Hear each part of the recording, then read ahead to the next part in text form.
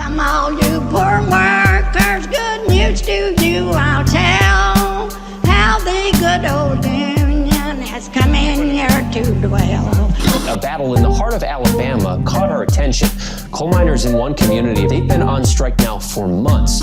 Working as long as 12 hours a day, 7 days a week, in some of the most dangerous conditions. I really think that the labor movement is the single greatest force for democracy in the history of the United States.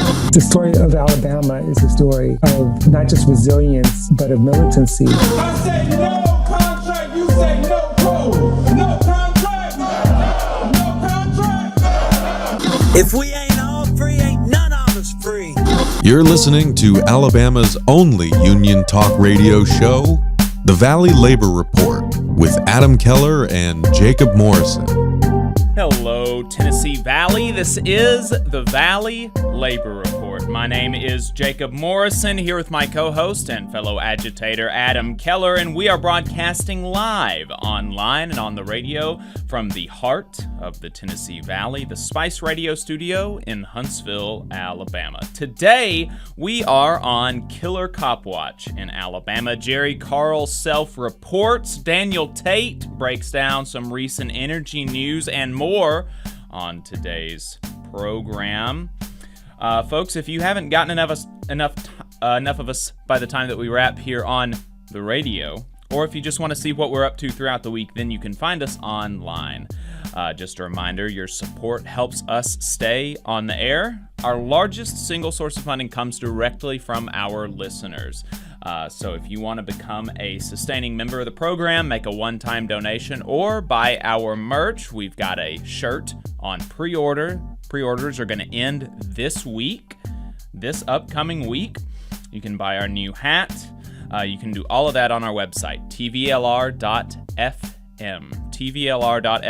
or you can become a patron at patreon.com/The Valley Labor Report. Also, if you're a member of a union, then you should get your local to sponsor the show. Reach out to me for more details on that.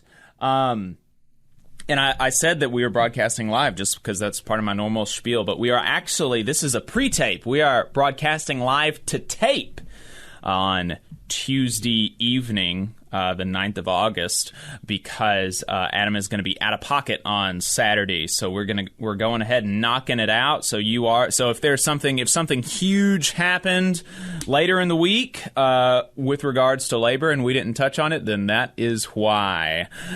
So just send us a message and we'll talk about it next week. That's right. So we've got Daniel Tait in the Zoom now. And there's a lot of stuff has been going on with regards to energy recently. So we figured we'd bring friend of the show, Daniel Tait from Energy Alabama on. So Daniel, I appreciate you taking the time to talk to us. Happy to be here. Yeah. Well, let's shift to the energy prices. A lot of people have been seeing pretty big energy price increases, and similar to some of the political shenanigans that we're shielded from because we get power from the TVA. I think we're also, to a certain extent, shielded from some of the rate hikes because our power is generated in large part by hydro and nuclear. So, there's... But people here are still seeing rate hikes. I can only imagine that it's worse down south of here. So talk to us about that. Why is it that our energy prices are increasing? There's a ton of reasons, but the main one is an over-reliance on gas.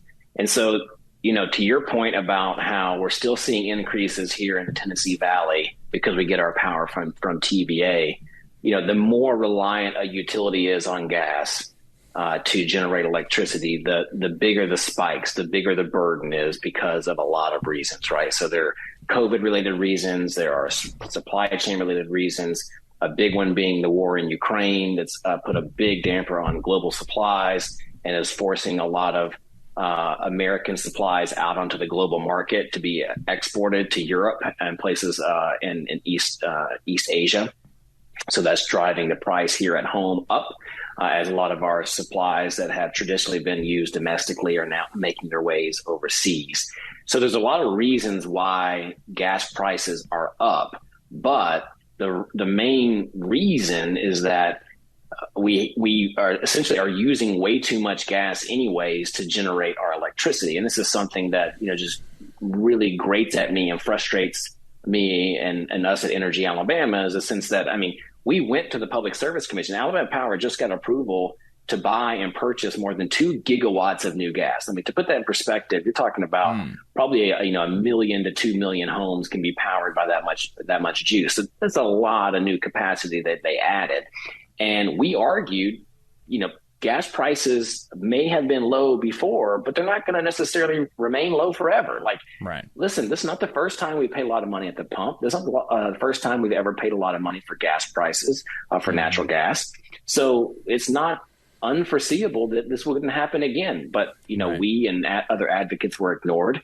And this has been happening around the country, right? So as a lot of utilities shut coal plants down, rather than build renewable energy or renewable energy plus battery storage, invest in things like reducing demand through things like energy efficiency and helping people save energy. Utilities that are, again, government, mandated monopolies that make money by building big power plants, they want to build big power plants. So that's what they did. And despite all of our protestations, they got approved, right? Because they controlled the Public Service Commission. And so now if you look at Alabama Power specifically, they are, way heavier on gas than TVA and many other utilities are. And so that's why you're seeing such a massive increase, because that fuel cost is really, really high. And it's being passed along directly to consumers. The second that gas prices on the market go up, they just file something with the Public Service Commission and says, hey, we need to charge regular folks more. Gas prices went up. But they have no burden. They have no skin in the game because it's just a pass-through. They don't care anymore. They got what they wanted with the gas plant construction, and they're good. And so as a result, regular folks are getting hurt. Yeah, that definitely sounds like an issue. What do you know what the percentage of gas to generate electricity is that Alabama Power uses versus the TVA here in Huntsville, North Alabama? Yeah, I don't know off the top of my head the exact mix. I could probably find that out, but it's probably, probably close to half, or I hate even to speak that. I could be wrong, but I know that the total coal and gas is well over 50% of their for energy Alabama mix. Power. So, yeah. Gotcha. Whereas it's a good bit lower for TVA. Mm-hmm. Right. Yeah. So the what are some of the things that maybe a motivated Public Service Commission could be doing right now to try to bring down prices? One that actually prices. Serves the public. Yeah. Yeah, a motivated Public Service Commission would be, I think, the number one thing that they would be doing is investing heavily and forcing the utilities to invest heavily in energy efficiency. At the end of the day, the quickest and most important thing that we could do to help people reduce their bills is to reduce their consumption. And so, in Alabama, we don't have any energy efficiency programs whatsoever. We are the lowest in the country. Alabama Power ranks lowest of all utilities in the country. The Public Service Commission doesn't make them do anything on the energy efficiency front. So, we use a ton, A, because of our climate, B, because our regulators have been asleep at the wheel. And we also have decently high rates that are going up. So bills are really high here. So energy efficiency is clearly number one to me. Number two is really getting aggressive on renewable energy, especially with battery storage. If you think about replacing a gas plant, one of the big things that opponents to, or I should say supporters of gas would say as well, gas I can run whenever I want and I can fire it up, and your solar plant's only going to run when the sun's up. Mm-hmm. And if you look at a solar plant with about a 4-hour battery or even a little bit longer, you're getting to about 97 to 99% of the performance that you would get out of a gas plant. So what I mean by saying that is when you take a big battery plant and a big solar plant, you are essentially getting together the exact same operating characteristics as a gas plant. You can dispatch it when you want. You can use it when it's necessary. And listen, Alabama Power, to their credit, brought a few renewable energy projects to the commission a couple of years ago, and their own numbers said that they would actually help reduce the amount of money that customers would have to pay. So Alabama Power admitted to the commission that if it would just let it build some renewable energy, they could reduce their revenue requirement. They could potentially even reduce bills. But the commission denied it and didn't let them do that. So, but they let him go forward with the gas plant. Yeah. The one time that Alabama Power did something that was like halfway decent, you're like, okay, maybe we're getting somewhere. They still can't get that approved. So, you know, those renewable energy and battery storage projects would be gold right now because there's no fuel cost. There's no fuel cost to pass along. And that would put a direct reduction on how much gas Alabama Power has to go out and buy on the market at a very high rate right now. And I really like what you open with energy efficiency, because I think there's an opportunity there to create a lot of jobs, you know, sending people out to assist with that and to weatherize people's homes, to make them more efficient. And that benefits the individual, the homeowner, their citizens themselves with reduced energy bills while creating jobs. I mean, it seems so simple. It seems so clear cut, and it's just really, it's so frustrating. And I can imagine how frustrating it must be for y'all at Energy Alabama when you have options on the table that could actually really help Alabamians and help our environment as well. And the Public Service Commission is just obstinate. Yeah, I want to say two quick things, if I can, about energy efficiency. One is that there is not a single industry in all of America that creates more jobs per dollar invested than energy efficiency. It creates the most jobs of any industry. And it makes sense for a variety of reasons, but the chief among them is the fact that what you just got at, right? Energy efficiency is a labor-intensive business. You've got to get people out in homes. You got to get people out in businesses to do projects. They got to build stuff. They got to retrofit things. And so that puts people to work. And then the second is that I think even though we don't have any energy efficiency in Alabama, I still want us to be intentional about if it ever comes to this day where we get a Public Service Commission that's awake. I want to make sure that those energy efficiency programs are targeted at especially low to moderate income residents, who are going to be the ones that are most struggling with their utility bills. They're going to be the ones that are living in the housing stock that is in most need of upgrade. And we cannot forget renters. We can't forget apartment complexes, mobile homes, things of that nature, where I think when you look at some programs around the country, even those that do really well, they're still leaving a lot of people out because they're not capturing those types of residents of the state who need the help the most. Right. I think that's huge. I appreciate you sharing that. I mean, what I'm hearing is economic development. And, you know, politicians love to talk about economic development, but in their eyes, it's almost always, you know, tax giveaways and subsidies and incentives to some out-of-state corporation who wants non-union labor, typically. But what you just described is a huge opportunity for economic development in the state of Alabama that would help the people who are doing the work and help the people who are getting serviced by the work. Yeah. It's a real shame that you know, they're I almost say playing politics, but I don't even know that that's just allowing themselves to be played by the people who are going to benefit from it. And, you know, I really, really do not think that what we're talking about right now is very controversial. And I think that it's super common sense.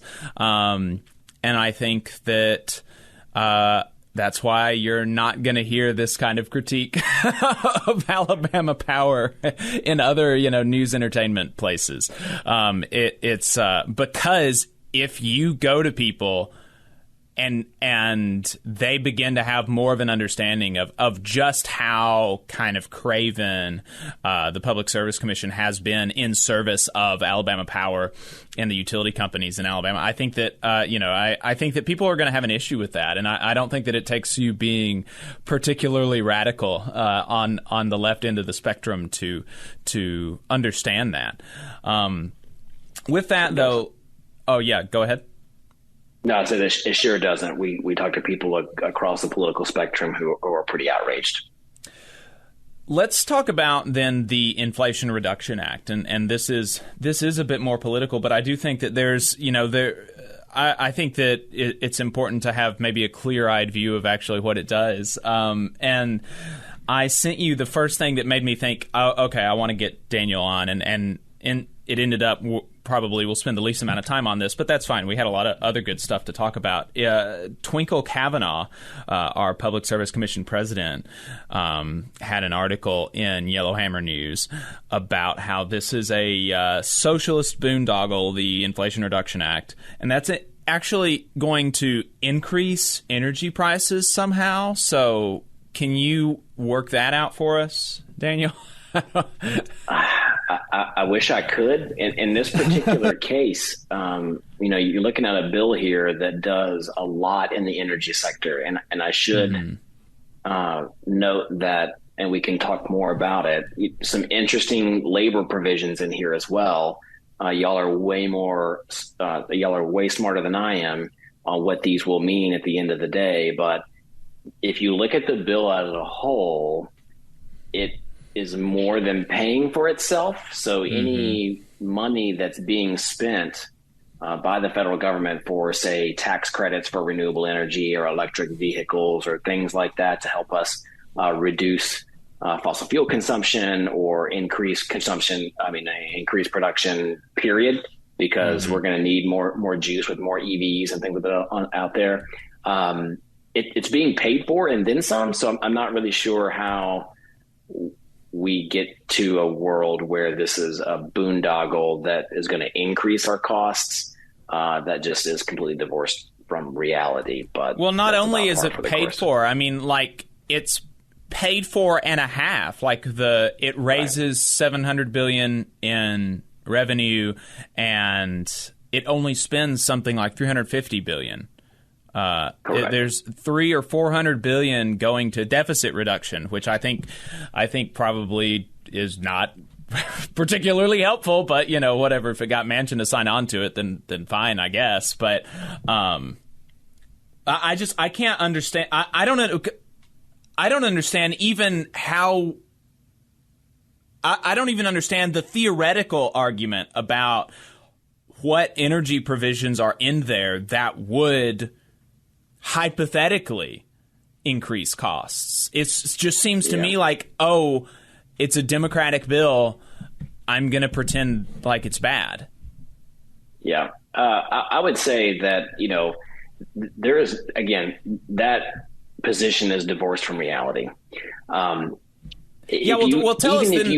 Tell us then about the reality. As soon as you finish that point, then what are the energy provisions in the Inflation Reduction Act? Yeah, I was going to say that even if you believed that this was like, say there wasn't going to reduce the deficit, or that wasn't paid for, from the state level and down, like, okay, well, let's just assume that were the case. Like, that's a federal problem that the federal government's going to have to fix.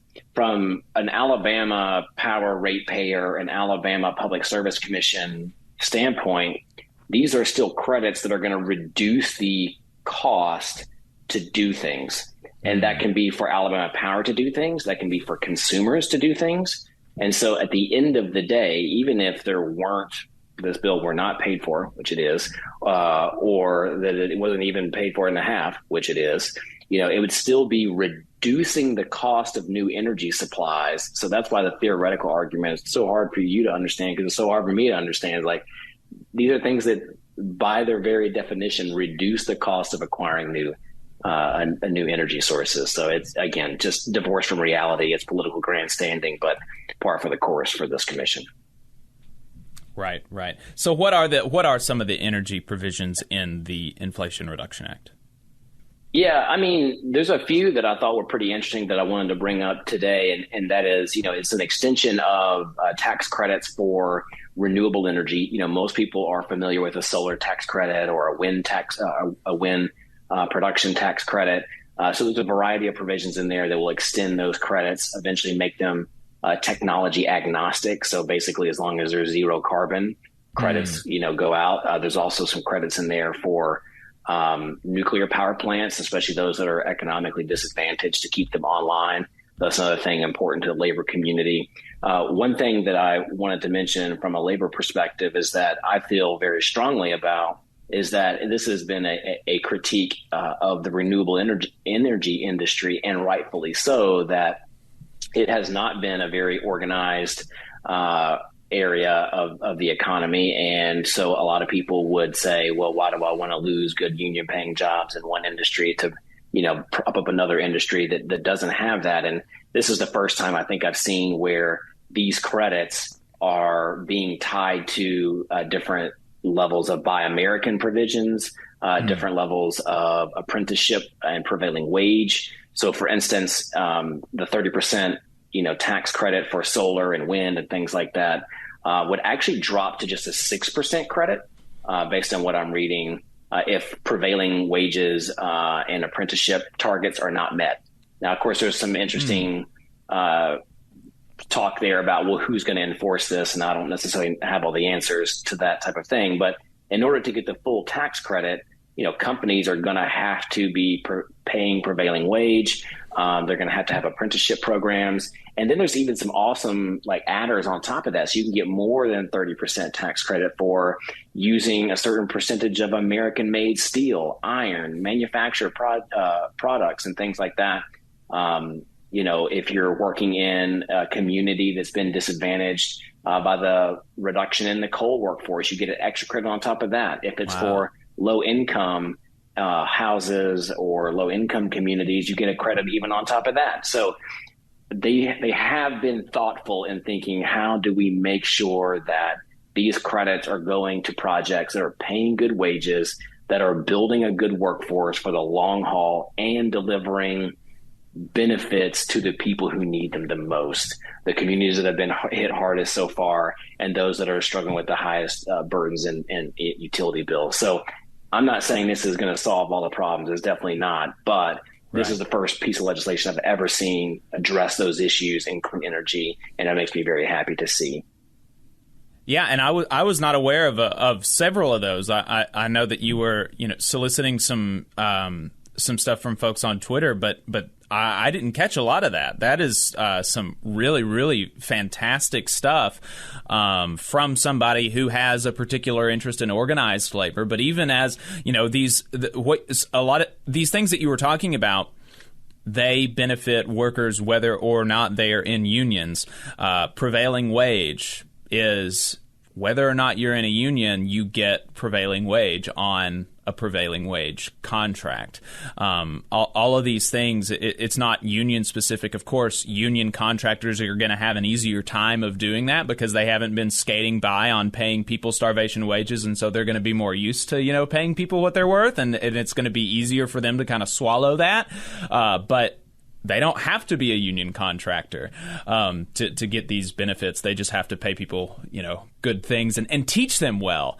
This is something that people really don't understand. I think that aren't familiar with trades work is that my understanding is that non-union contractors, to the extent that they have apprenticeship programs, they are teach to the task. You don't really become a tradesman. You might become well-skilled in whatever particular job you are going to be working for that contractor, but you will not become a skilled electrician.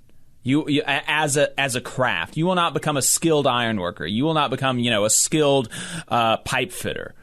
Whereas these union apprenticeship programs and these apprenticeship programs that are Department of Labor certified, which are mostly union apprenticeship programs, which I'm assuming is the apprenticeship requirements that were tied to that, because it seems like that's normally what happens. Those are just categorically different than what you're going to get in non-union ABC contractors. So this is all really good stuff to hear, Daniel. I appreciate you coming on and talking to us about this. Yeah, and I'll just say one more thing, that on the electric vehicle side, they have removed the cap. General Motors and Tesla hit their cap. So there'll be a lot more vehicles that are eligible for the tax credit. And they also did the same thing. They broke the tax credit in two, and I don't remember the exact numbers, but half of the credit is available for vehicles under a certain price, and then trying to encourage more affordable vehicles to the masses, and then also encouraging assembly and sourcing of batteries and production of batteries and things like that in the U.S. So again, another good thing for workers here in the U.S. That's awesome. All very good things to hear, Daniel. We appreciate your time. How can folks find out more? Yeah, if you want to find out more about us, please go to energyalabama.org. We got plenty of stuff out on our website, and then we're on all the major social platforms, Facebook, Twitter, Instagram, and especially snarky TikTok account. So at Energy Alabama. All right, folks. Daniel, we appreciate it. We've been talking to Daniel from Energy Alabama. We are going to head to a break, and we will be right back. Hometown Action is a grassroots organization building a multiracial working class movement for racial, gender, economic, and environmental justice in Alabama's rural communities.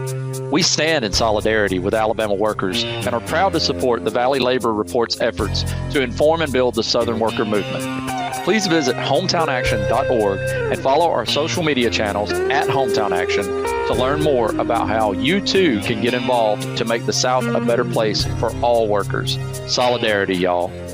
IBW 558 is like a great football team. You've got to have the aptitude, skills, and knowledge to outperform the competition. If you're a non-union electrician, now is the perfect time to get off the sideline and join our team.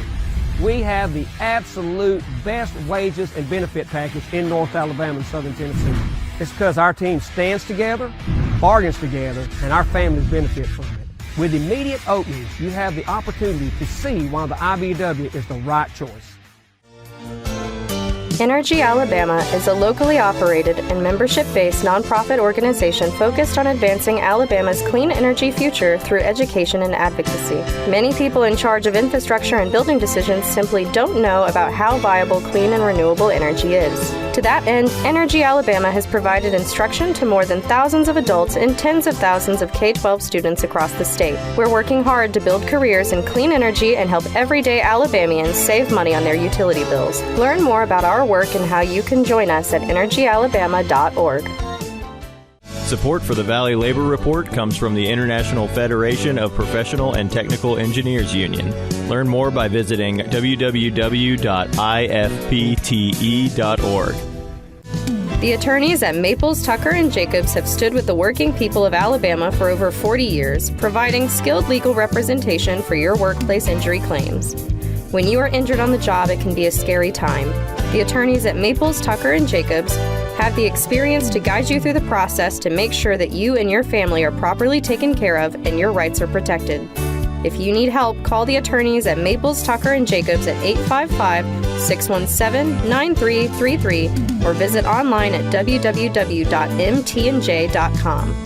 No representation is made that the quality of legal services provided is greater than the quality of legal services provided by other law firms. Support for this program comes from the International Brotherhood of Electrical Workers, Local 136 out of Central Alabama. Learn more at ibew136.org. Attention union members, membership organizations, podcasters, or anyone with a payment processing need. The future is here, and your organization needs to be prepared by working with Unionly. With Unionly, your union or organization can take payments on a mobile device, eliminating processing fees, giving you a better price than other payment processing methods, while at the same time supporting a union-friendly business with a specialized skill set to meet your needs. Your members will thank you when they pay their dues at their convenience without waiting in line to deposit cash or check. Start preparing for the future today by calling 206-595-8631 or visiting unionly.io. Are you looking for a better future, a career that can have you set for life, and to be a part of something that's bigger than yourself? If you are, then consider a skilled trades apprenticeship with the International Union of Painters and Allied Trades. The work of IUPAT is all around us, from the industrial painters who work on the bridges to drywall finishers, floor coverers, the glazers who install the glass in our skylines, and so much more. With an IUPAT apprenticeship, you earn while you learn and receive benefits while learning the trade, including a pension. We provide world-class education free of charge. That's right, no student debt. Our starting salaries for apprentices that graduate is above the national median salary with benefits for entire families. And you have the flexibility to take your trade wherever you'd like in the country to work. IUPAT District Council 77 covers our entire region, so give Adam Booth a call at 205-603-3142 for more information. Again, that phone number is 205-603-3142. Come build a better future with us today and join IUPAT. Come all you poor workers, good news to you I'll tell, how the good old Union has come in here to dwell. Alabama's only union talk radio show. This is the Valley Labor Report. My name is Jacob Morrison. My co-host is Adam Keller. We just wrapped a fantastic conversation covering a lot of ground with Daniel Tait from Energy Alabama. If you missed that part of the discussion, if you missed that part of the program where we were going over Twinkle's response to the Inflation Reduction Act, to the energy provisions of the Inflation Reduction Act, if you missed our conversation talking about why your energy prices are high, if you missed us talking about all sorts of stuff, about Alabama Power using your dollars to spy on people, then find us on YouTube. We're at the Valley Labor Report. We are at the Valley Labor Report on YouTube, Facebook, TikTok, wherever you get your podcasts, and you can watch that conversation in all of those places. So it was really great. Highly recommend it. We have several smaller stories for you this week. We are, like I said, broadcasting not live. We are taping this on Tuesday, so unfortunately we're not going to get that audience interaction that we're used to. But if you do have something that you want to contribute to the program, if you've got a comment, feel free to send us a text message at 844-899-TVLR. That is 844-899-8857, or you can leave us a voicemail. If you call or text us, we might answer your question or respond to your comment on the next program. So this first story that we've got here is just a bit old, but still relevant in the content of it, which is that Republicans just really, they can't help but accidentally let their unpopular economic policies slip out every now and then. That is why they want to try and scare you with the culture war stuff, right? That is why they want you to be upset about Dr. Seuss or Minnie Mouse wearing a pantsuit or trans people existing. That's why they want you to be upset about all these things, so that they don't see you taking money out of their pockets. They want you mad at your neighbors so that you aren't mad at them. But like I said, sometimes they drop the culture war for a little bit and they talk about their terrible economic policies. And it's been happening for a while with Republican Rick Scott from Florida, whose tax plan would literally increase taxes on the poor and cut taxes on the rich. And I'm not talking about, proportionately, it would make the burden fall more heavily on the poor than it does now. No. I'm talking literally in absolute dollars and as a percentage of their income.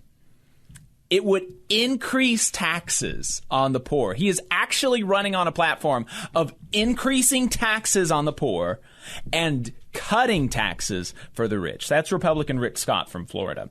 And Marco Rubio similarly released his pro-family plan, which would include stealing money from widows and widowers if their spouse dies before they reach retirement. Very pro-family stuff. Well, it happened again last week. With Wisconsin Senator, also a Republican, obviously, Ron Johnson.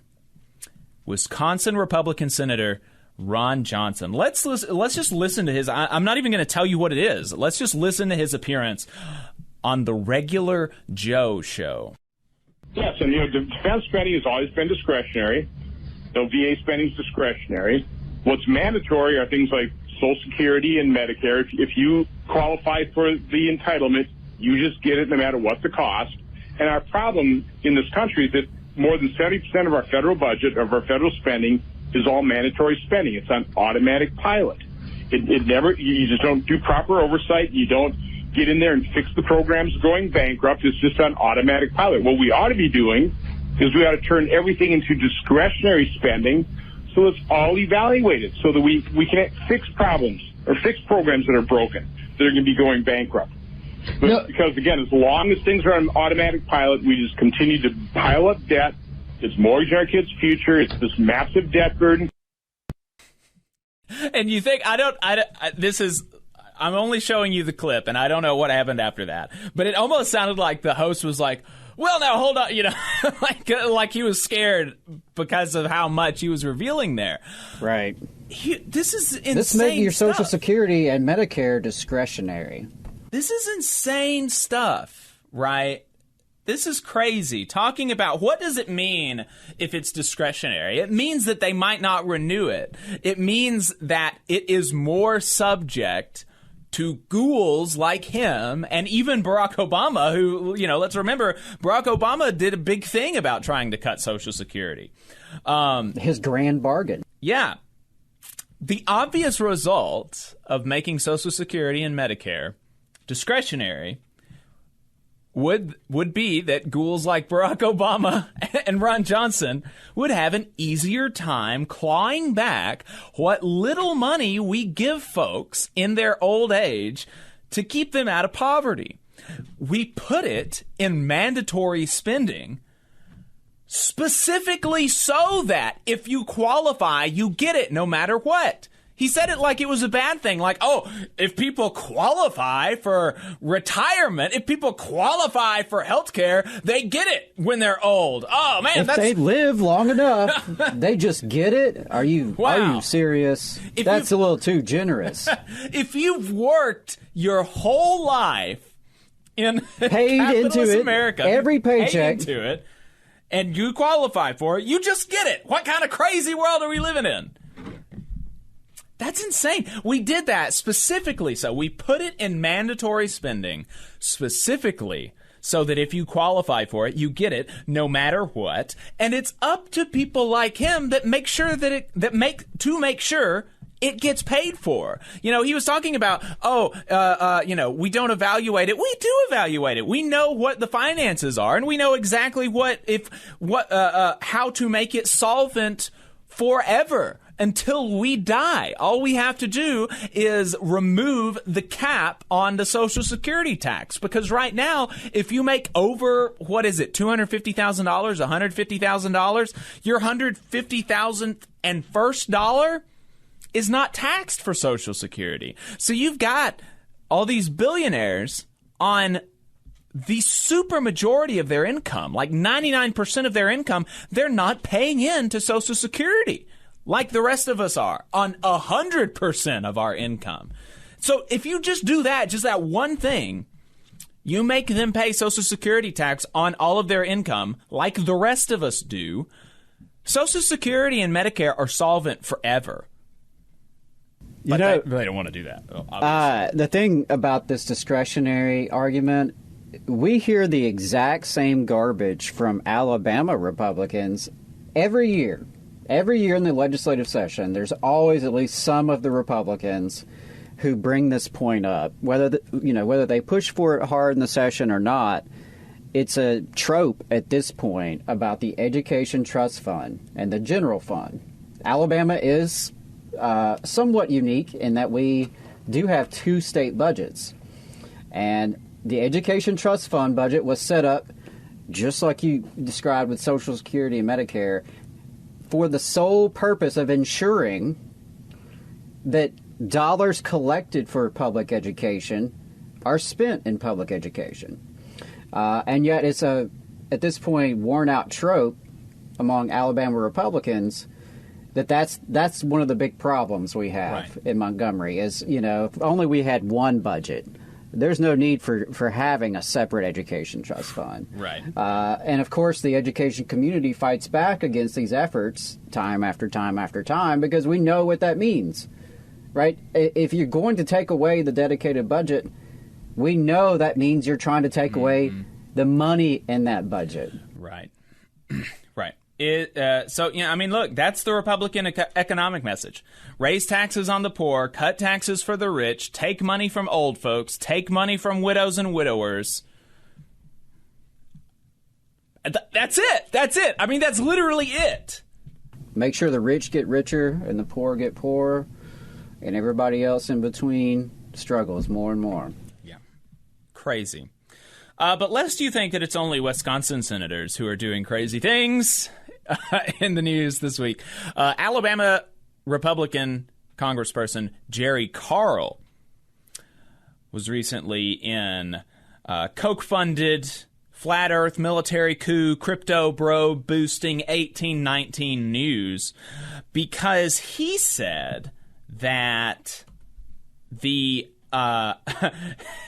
headline is just it's almost as if Jeff Poor is the one that wrote this headline. It's almost as if Jeff Poor is doing like a psyop here and wants Jerry Carl to look bad. So let's just read this headline from 1819 News. U.S. Representative Carl says hiring 87,000 additional IRS agents makes him, quote, a nervous wreck.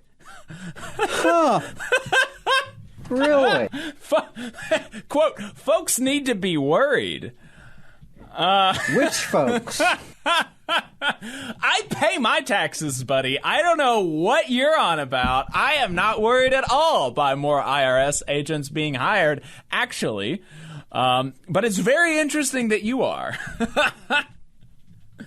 Yeah, most of us don't have enough money or enough streams of income or assets for taxes to really be that big of a concern that we're going to get audited. Yeah. And I've been audited before. It sucks. I'm sure it had nothing to do with the fact that I was a registered lobbyist in the state of Alabama at the time. Yeah. But interesting headline from Mr. Carl there. I do have to wonder what he's up to financially. Yeah, why is he a nervous wreck? I mean, that is just what a self-report. Yeah. What a self-report. Why is it? Why is it that we're hiring that there's a need to hire extra IRS agent? It's because the IRS has been defunded. The IRS has been defunded systematically, and since 2010, when the defunding began, less and less audits have been conducted, and more of the audits that have been conducted have been on poorer and working class people like Adam, and fewer because they have less resources. Fewer and fewer of the audits have been on the wealthiest people. Right. The people who are actually the IRS folks would actually get a good amount of money from. But why is it that they don't spend limited resources on folks like that? Because folks like that have fancy smancy lawyers. Adam does not have fancy smancy lawyers. Right. And so, even though these people are obviously cheating, and what is it, about $1 trillion? It's some inordinate. It's about $1 trillion that has not been collected from the wealthy. It's some inordinate amount of money, and that's what's been happening. There's been fewer and fewer people being hired. People are not being replaced at the IRS, and so folks are able to cheat on their taxes because there's just not anybody back-checking them. There's just not anybody back-checking them. And so this is something that we obviously need. And it's something every time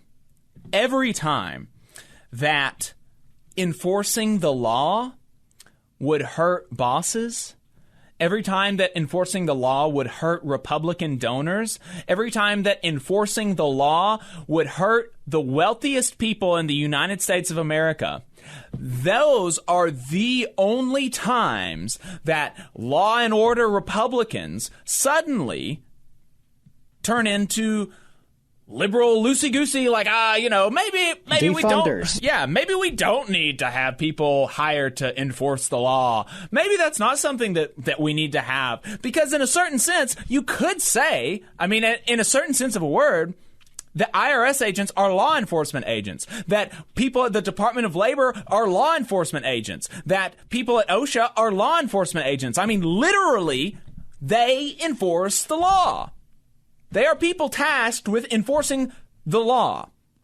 But because labor laws, because safety regulations, because tax law, some of it, a lot of it is written to the advantage of wealthy people, but the parts that aren't, because those affect wealthy people, Republicans don't want those laws enforced. Instead, they want the laws enforced that are going to criminalize, not even civil penalties, that are going to criminalize poor and working class people like you and me, that are going to throw us in cages for smoking a blunt. That's the kind of laws that they want enforced. Like we talked to conservative lawyer Matt Clark, putting somebody in prison for life for stealing a staple gun. Those are the laws that they care most about enforcing. Because it's not like a principle. It's not like a principle like, I just care so much about the law being enforced. It's obviously not that. Like, I don't have a principle about, a total, an unbiased principle about neutral law enforcement. Like, if it's a law, I think we should, resort as many resources as possible to enforcing it. I think some laws are stupid. And we shouldn't enforce them, and we should get rid of them. And I don't have, but they pretend like they just have this neutral law and order thing. And it's not. They're lying to you. They're lying or they're mistaken about their own beliefs. Right. And by the way, just for the record, from 2015 to 2019, audits plunged by 44%, according to the Treasury Inspector General. But interestingly enough, they fell by 33% for low to moderate income filers, but those who made more than $1 million, it dropped by 75%. So that's the thing. If these new IRS agents are going to be looking at the corporations and the millionaires and billionaires who have been cheating on their taxes all these years, then by all means go for it. Yeah. Definitely do not want to see it. More scrutiny and more audits on working class folks who are, self-employed, who are trying to combine multiple streams of income, gig workers. A lot of folks are misclassified as independent contractors. So definitely don't want to see that burden fall on them, because that's not who this should be directed at. It should be directed at the millionaires, the billionaires, and the corporations who, unlike most of us, have been getting away with avoiding taxes. Let's head to a break really quick, and we're going to figure out what we are going to talk about for the last 20 minutes of the show. Folks, you're listening to the Valley Labor Report with Jacob Morrison and Adam Keller. Stay tuned.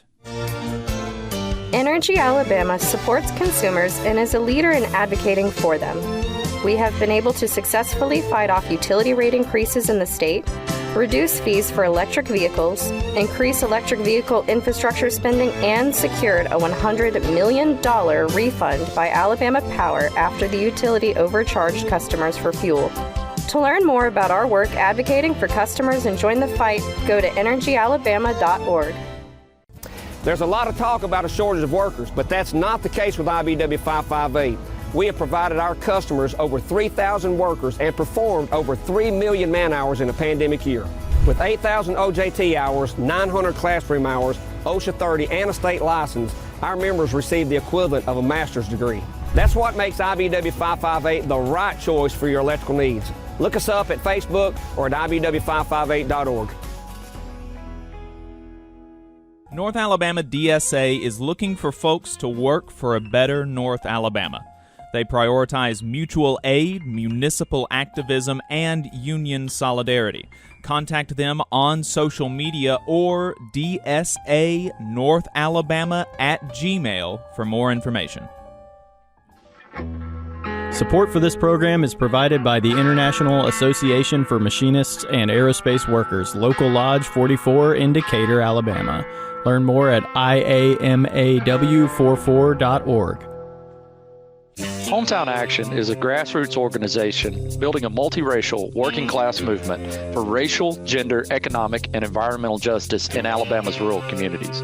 We stand in solidarity with Alabama workers and are proud to support the Valley Labor Report's efforts to inform and build the Southern worker movement. Please visit hometownaction.org and follow our social media channels at Hometown Action to learn more about how you too can get involved to make the South a better place for all workers. Solidarity, y'all.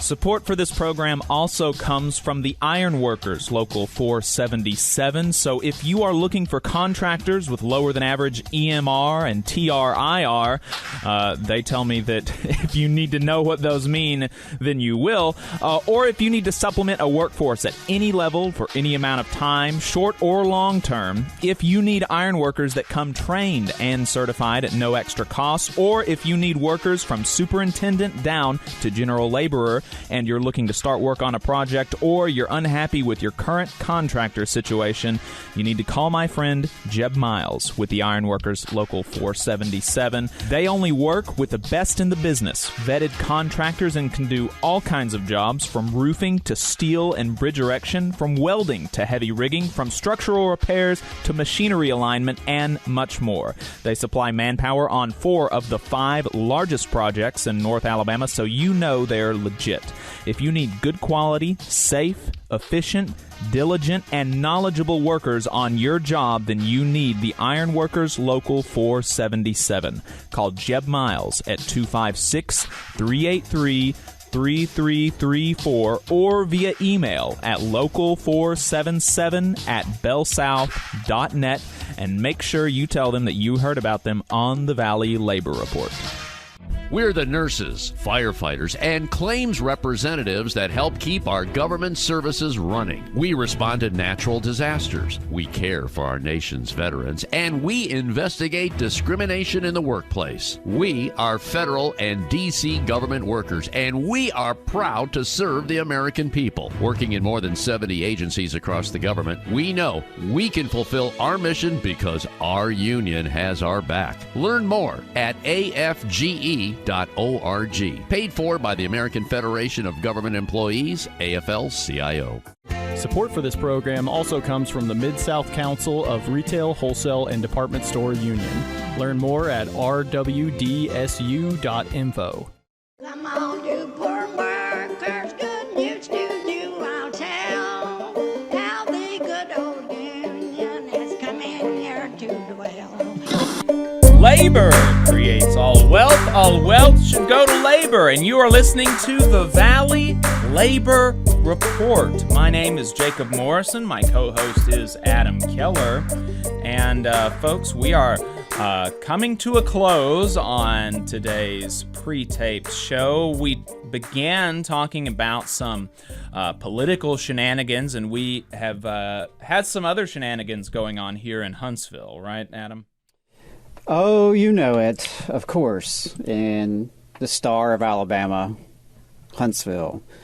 And for over a year, we've discussed on this show how the tragic disgrace of Jeffrey Parker's murder took place at the hands of Huntsville police officer William Darby. And unfortunately, we have yet another disgraceful update to this case.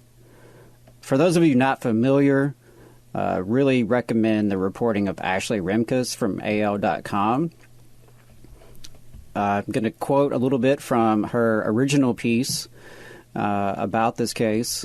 On April 3rd, 2018, Parker was suicidal, and he called 911 in a cry for help.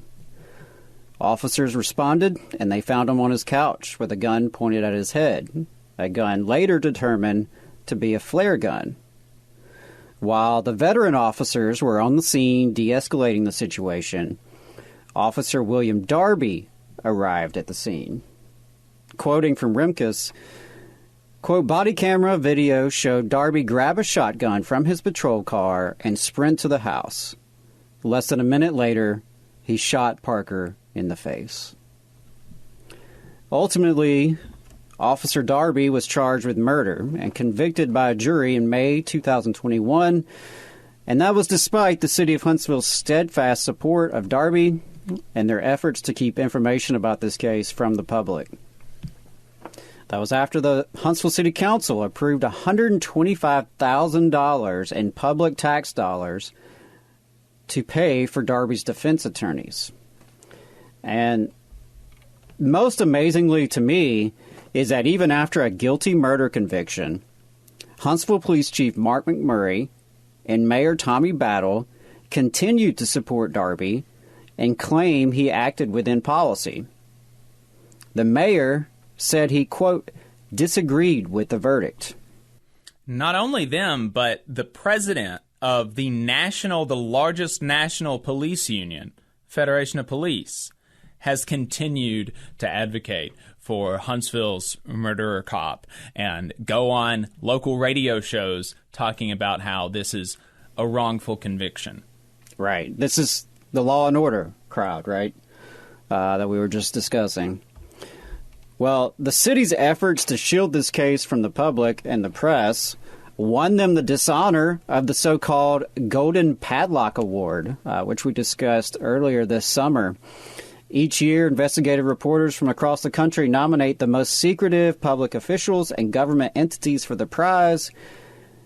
And it's really something that a city the size of Huntsville won this dishonor over cities and other government agencies across the nation. And now the secrecy continues. Again, from Ashley Rimkus on her latest piece, the city of Huntsville won't reveal how much public money it is spending on outside lawyers, arguing that information is confidential under attorney-client privilege. AO.com requested that the city release records of expenditures related to the case of William Ben Darby, the Huntsville police officer convicted of murder last summer for shooting and killing Jeff Parker. So, they're going to keep it secret. Your tax dollars at work, paying for outside attorneys. AO.com. How are they even doing that after having spent? So did they allot $125,000, but we don't know how much of that they have spent, or they allotted $125,000 and they went over it, and now they're continuing to spend money and we don't know how much? Frankly, I think we don't know, and I think that's part of what AO.com is trying to get out. Maybe I'm mistaken there, but I think that's kind of the problem, is that we don't know, and because they won't release any records, it's hard to figure out what, is this part of the $125,000 or is it additional funding? Where's this coming from in the budget? A lot of questions here, and, unfortunately the city of Huntsville just refuses to be transparent. And to me, it's interesting that the city of Huntsville promotes itself as one of the best places to live in the United States. But obviously, police violence and lack of government transparency are not two of the factors they consider. The people of Huntsville really deserve better. Absolutely. I don't even understand how they are getting the argument that the amount of money spent is attorney-client privilege. Or where these payments are going to, right? If the city of Huntsville is writing a check to an attorney, that should be public record. They don't have to tell us everything that was discussed in the lawyer's office, right? That's fair enough. But the payments themselves, come on now. Yeah. That's unfortunately not all for Alabama killer cop news, though. Aaron Cody, Montgomery police officer who killed a man in 2016, was charged with murder and convicted of manslaughter. He is back in the news because the Alabama Supreme Court has said they will hear his appeal after an appeal was denied by the Court of Criminal Appeals. And of course, he got a huge puff piece in Koch-funded Flat Earth military coup crypto bro boosting 1819 News, talking to all sorts of folks that knew this guy about what a good person he is, blah, blah, blah. He, not one of them. He's, he's not a bad cop. He's a good guy. He just wanted to protect his community. He got all these fancy cop awards. But not one of those people that they interviewed, nor the convicted killer cop himself, ever spent any time reckoning with the fact that a man is dead because of him. There is no sense of recognition of the humanity of the guy that he killed and was convicted of manslaughter for. No reckoning with the lives that are affected by his absence. No remorse about, even it would seem to me, if I was a good cop, I would hate to have had to kill someone. And if it were the case that I felt like I had to kill somebody and that was the only way that I was going to make it out of there alive, I would still be somewhat not happy about that. Right. You would think it would weigh on you. You would think it would weigh on you. If you have any sorts of, morality. Yeah, if you haven't been totally warped and perverted by an ideology that says that this is good. The craziest thing, though, is that this is supposed to be a news piece, right? This is filed under news in 1819 News. This is not an opinion piece. This is not a press release from the defense. This is supposed to be news. And in all of the ad reads that Scaredy Cat Filliams on Right Side Radio has, that's something that they emphasize. That's something that they give him in his copy, Filliams on Right Side Radio. They're like, oh yeah, if it's news on our blog, it's just the straight dope, man. No skew. We're going to have people in the opinions, and they're going to say opinions, but man, if it's in the news section, you can take that to the bank. That's like the whole thing, because they're always talking about, oh, you can't trust the news anymore. You can't even trust it in the news section. You just can't tell the news from the opinion section anymore in liberal media, but in conservative media, in 1819 News, it's going to be the news section, and you're going to be able to take it to the bank. That's what they say. But there is not one word in this news piece from the perspective of folks familiar with the victim. So not only is the killer cop or his friends or his family or the buddies of this killer cop, not only are they not reckoning with the fact that he killed a man, this news piece, quote unquote, has nothing from the perspective of the people of the person that was killed. Nothing at all. Not even anything from the time of the original trial. They couldn't even be bothered to go to AL.com or the Montgomery Advertiser or some right-wing news thing from the time and just pull a quote. Nothing, not even a shred of argumentation from the prosecutor. If you read this and you were certainly, if you read this and you were a back the blue guy, or if you were just a centrist, I don't know, some cops are good, some cops are bad kind of guy, and you read this piece, you would think that this was a wrongful conviction, presumably, because of the way that they present the facts in the case. But they don't present even what the prosecution was arguing. Much less, the best way to phrase it. They didn't present anything from the family of the victim, nothing like that. You wouldn't know that this case was moved from Montgomery, where the shooting happened, to white majority Ozark, Alabama in Dale County at the request of the defense, because racial prejudice would affect the jury in black majority Montgomery. You wouldn't know any of that kind of stuff. You wouldn't know that the reason that the guy who you wouldn't know that the reason that the cop is stating for killing him, that he came at him with a pole.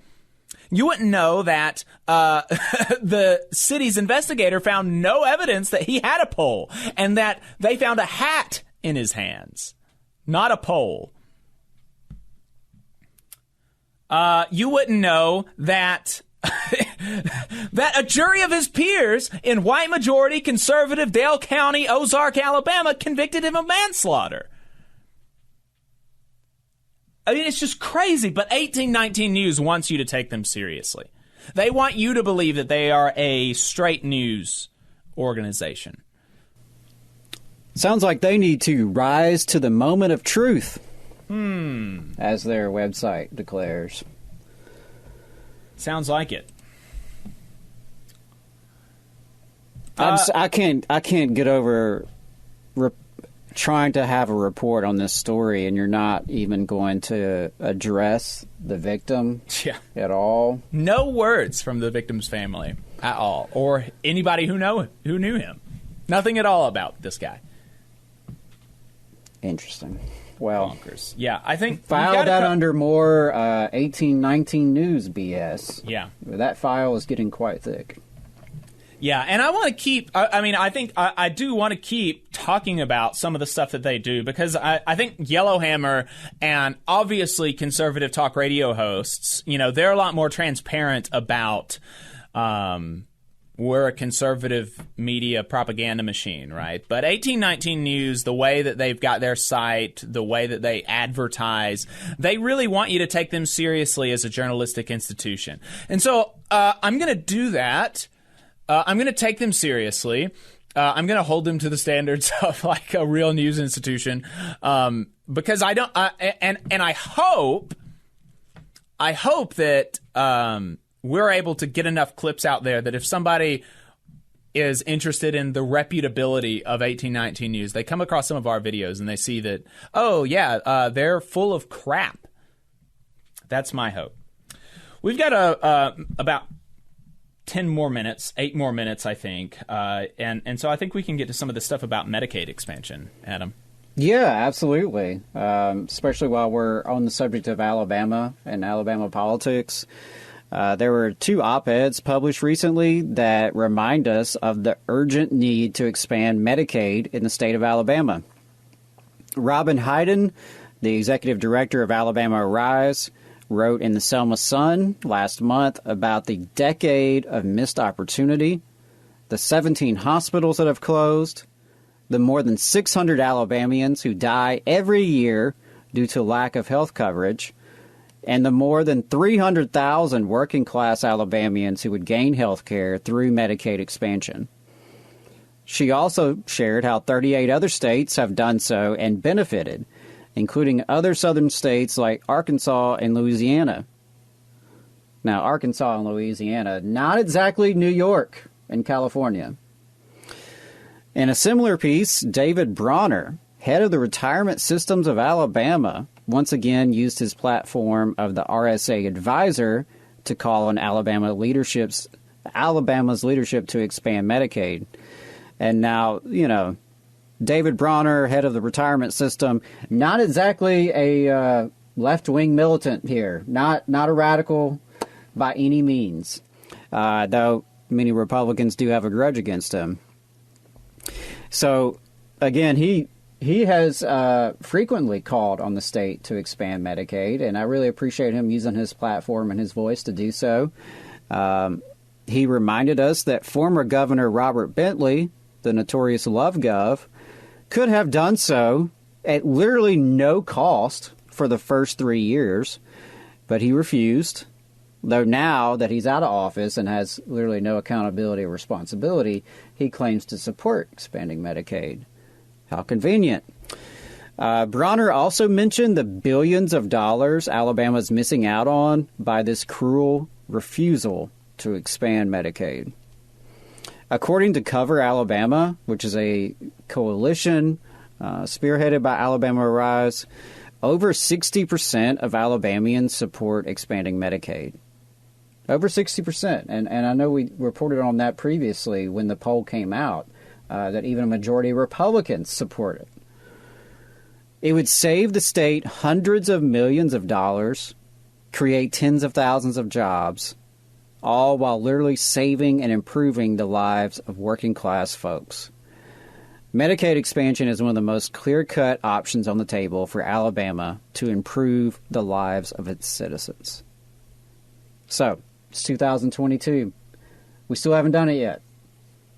It's really a shame. I'll also mention here that the American Rescue Plan did have some incentives for states to finally expand Medicaid, the 12 that haven't. So we'll see. We'll see. If you haven't called Governor Ivey lately, call down there and wake her up and see what she has to say. She could do this. The legislature could do this. I don't want to hear any garbage about we can't afford it, because it literally pays for itself. If we're going to talk about fiscal responsibility.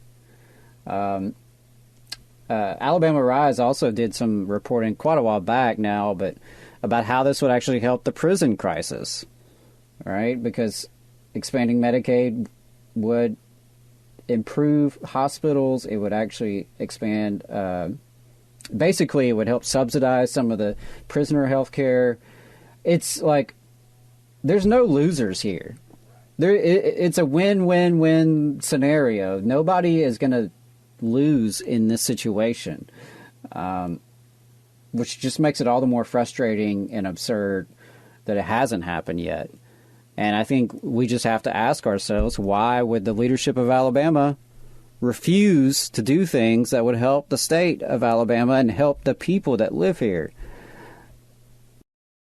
As we're wrapping up here on the radio, just a few reminders. Scottsboro Starbucks Workers Union election is coming to a close. Ballots are due. Mail-in ballots are due next week. And so they are having another round of community support tomorrow, Sunday, August 14th at noon. You can go there and show your support for those folks who are forming a union against intense retaliation. You can also donate to their GoFundMe to support the folks who have been fired, lost their income, and to the folks who are facing reduction in hours in retaliation at bit.ly/Scottsboro-relief. That is bit.ly/Scottsboro-relief. Also happening tomorrow, the Free Automotive Repair and Service Project, hosted by the North Alabama School for Organizers, is going to be at Knights Village in Huntsville from 9 to 3, raising money for their free automotive repairs.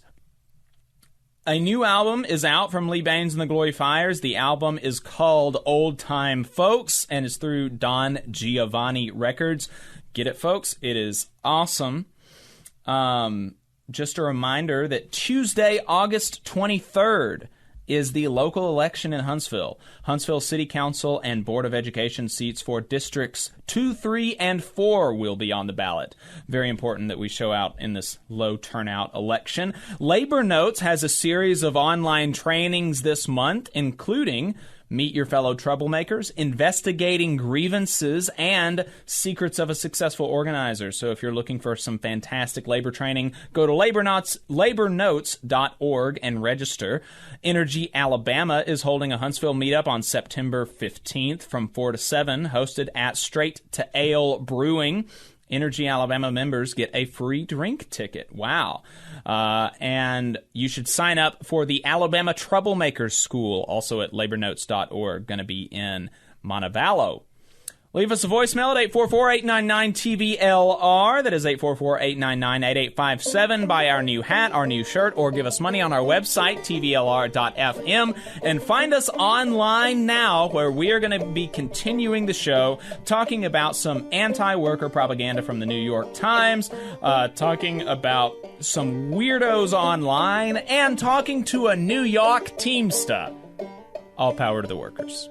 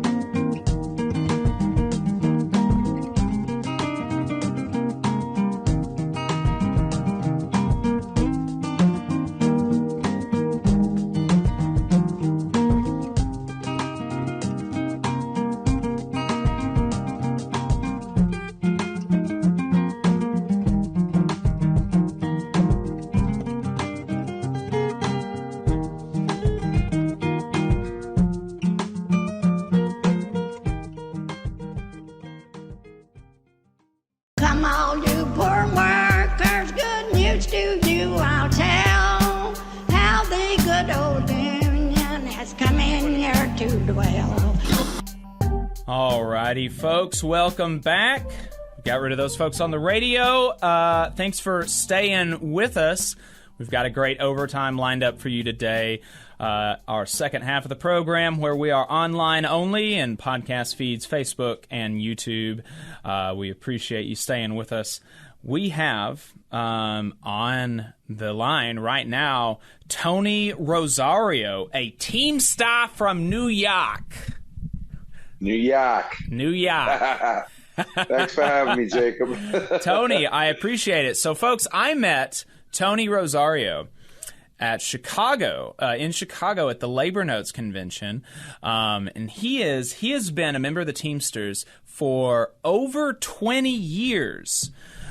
His looks are going to fool you, because he does not look like he could say that, but he shared on Twitter last week a picture of him from the 97 UPS strike, and he's got long hair. He's got his short sleeve shirt is all rolled up and everything.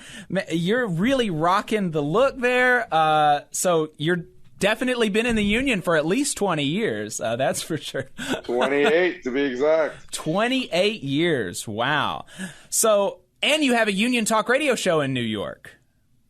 We do. We have unionpowerradio.com. That's awesome. UnionPowerRadio.com. The What the Heck Show, because it's always like, what the heck is happening here? Yeah, that seems that tracks. That tracks with somebody that's concerned with how working people are going to do. What the heck is going to be a common response to a lot of the news. So on Union Power, y'all are pretty tightly focused on like Teamster stuff, right? Yeah, and it's a lot of it is based on UPS Teamsters. Gotcha. So here at Local 804, I'm a Teamster with Local 804 for over 28 years. Been a UPSer, did part-time work on the inside. As you saw from the picture, in 1997, I was working 2 separate part-time shifts, getting paid part-time wages and not getting a fair shake, which is one of the reasons we went on strike in 97 were for people doing the work that I was doing, you know. And then later on, I became a full-time driver. Thanks to the 97 strike, I got a full-time job. I ended up going into full-time driving. And then I did that for about almost 20 years. And then I went back inside into the factory again to do clerical work until I started. Well, not clerical. It was like a clerk job where you fix dress corrections for UPS. And then after that, I started doing some organizing for the union. Gotcha. And so are you on staff with the union now, or are you still... Yes. I'm okay. on staff with the union now. Mm-hmm. Congratulations. That is my uncle was chief steward of the Huntsville UPS workers for a while, and he said that he really proudly told me that he was on local news during the 97 strike talking about the same things that you were talking about, why you went on strike and the things that, y'all need to be getting and stuff like that. So that's a pretty cool thing that I just learned recently, actually. Well, kudos to your uncle. It was because of guys like him and a lot of the old timers that were out on that picket line that we were able to fight for, what the workers were able to get back then, which was, a higher salary, more full-time jobs. And we really kind of kicked them in the teeth that year. They were actually trying to also take over our health and welfare. And we were like, yeah, that's not going to happen. So yes. Yeah, I remember reading something about that. And so normally, or currently as it stands and as it stood then, the union is actually the ones that are in charge of y'all's health care and retirement. Is that right? Well, yeah, for most of the full-timers, and it depends what part of the country, but a lot of the part-timers on what's called team care, and that's separate from us. That's where we have this divide between full-time and part-time worker, which was created over the years under the Hoff administration. So, these are things that we can't allow anymore. It's just, that's why we're happy. We fought for new leadership with Sean O'Brien. We got a good new group of international leaders. And here in 804, we also fought about almost 6 years now, for 5.5 years for new leadership here in local 804 too. So a lot of the locals across the country were starting to become reformed, and good people were taking them over, and then that proceeded onto a big drive, big campaign to change international leadership, which is why there's so much talk now of the 2023 contract campaign negotiations coming up soon. So, yep, that's definitely right now the talk of the town. And I don't know if you've noticed, but there's been a lot of attention around the heat lately, especially with Local 804. We've been bringing it to just about everyone who would listen to us. Well, not even bringing it, just they're asking us for what's happening. Yeah, well, let's talk about the heat, because there's been some crazy... I've seen UPS drivers having those temperature guns and clocking it at 120 degrees inside their trucks. Yeah, some of them are even going higher. I had a guy who had a regular oven thermometer, and it reached about 129, 130 degrees. Wow. I saw pictures. I created a post because I saw these posts being shared, and I said, I want everybody to start showing their temps. And sure enough, we were getting, and if it's 90 outside, the temperature in those trucks is easily 20, 30 degrees. Right. So you're looking at 129, 130. Some people were up to 140, 150. I was seeing posts from people in Georgia, Vegas, Arizona. I mean, even where were you guys from? Down in Alabama? Yeah. Texas. I mean, everywhere. And it was just insane to see the amount of people that were posting about it because they weren't scared to talk about it, the amount of people that actually go out with thermometers in their truck because they want to know how hot it is in their vehicles. And it goes the same for the warehouse employees because they're offloading those trailers, and those trailers are like ovens, just like the package cars. They're out there in the sun, and they just generate tons of heat. And honestly, a lot of the workers are saying, well, we've done it for so long. But you know what? Enough is enough. So what does that mean? So we should have made conditions better for our workers. So I had to do it for 28 years, and I suffered through it. To me, it was survival techniques that we used to use that I learned from the old timers, having a cooler with ice, hoping that your ice doesn't melt so you could rub it on yourself to keep cool. I mean, these were all things we tried. You go inside somewhere that had air conditioning to stay cool, but enough is enough already. Why should the next generation have to suffer the way we did? We're not in the Stone Ages anymore, right, Jacob? They have plenty of technology out there that's available that they can find better ways of cooling the trucks off, better ventilation systems, air conditioning, whatever is necessary to keep the drivers and the workers in these warehouses cool. And instead of spending billions that they make, because they make tons, this company made an astronomical amount of money during the pandemic from customers that originally weren't shopping online, who ended up shopping online. Those old school customers that actually wanted to go to stores. Well, they got a little taste. They got a little taste of what online shopping is. So those are our new customers on top of the ones we already had. So it just pretty much almost doubled and tripled between companies like UPS and Amazon. Anybody in logistics, package, and delivery was making astronomical money. But the workers weren't seeing it. And all we're asking for is, to give us some proper ventilation, give us some air conditioning, put some proper fans up. But no, they would prefer to put surveillance on us. They would prefer to spend that money to put cameras in the vehicles. Yeah, I don't think that I had no idea. I would have just assumed that UPS and FedEx trucks had air conditioning in it because I haven't been in a car that didn't have air conditioning in it for ages, or at least if it had air conditioning at one time. I drove a car for about a year that its air conditioning broke, but it was broken, right? That wasn't the norm. That was the and everybody has air conditioning in their cars now. It is weird for it not to, but my understanding is that no UPS truck has air conditioning, right? None. That's insane. And let's go to the history of it, Jacob. The first air conditioner that went into vehicle production, I believe, not into production, just invented, was somewhere around the 30s and 40s, right? Not till about the 70s that they start doing it in more production, style, where they were actually producing it for vehicles and maybe just one or two makes at the time. Who knows? Here we are in 2023, Jacob. I mean, I'm hearing guys saying, well, UPS has been running like that for over 115 years. AC hasn't been around 115 years, pal. Right. Okay? So let's do the math. And if I'm doing the math, I'm saying to myself, well, I think it's our time. Thank you. Can we please get some now? It's only been God knows how many years. Let's go. Let's get it in our trucks. Do they even have, they don't even have fans, do they? No, some of the trucks now we're starting to see some fans, and it's in the contract. I don't know if you know, one of our workers also tweeted that he had requested a fan, and it said, as per corporate, the mechanic wrote, as per corporate, we can't give you a fan. Basically, that's all in a nutshell what it said. And it says in the contract that they have to provide fans when asked for them. And the young kid, Elliot Lewis, who actually, is one of our workers that's been with the company a little over 2 years now, or actually probably going on 4 years now, he actually posted the picture of the DVR, which is from the company. It's something that the drivers write in when there's something wrong with the vehicle. Like if your doorknob's broken, if your mirror's busted, you write it up, the mechanic fix it. So he wrote it on there, and that's the answer he got. And in the tweet, he also put the contract right next to it, so you could see that how ridiculous it was to have an answer like that. But they do have the money or they do want to spend the money to put cameras in the vehicles.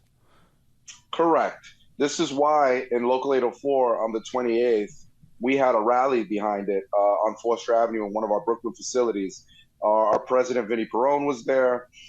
We had one of our brothers, shop steward from Forster Avenue, Antoine Andrews, and a few other people spoke at this, what we call the safety, not surveillance campaign. Because, again, here's a company that over the pandemic and over the last few years has made billions in profit, at least tripled their profits. And we're expecting some of that to be shared with the workers, right?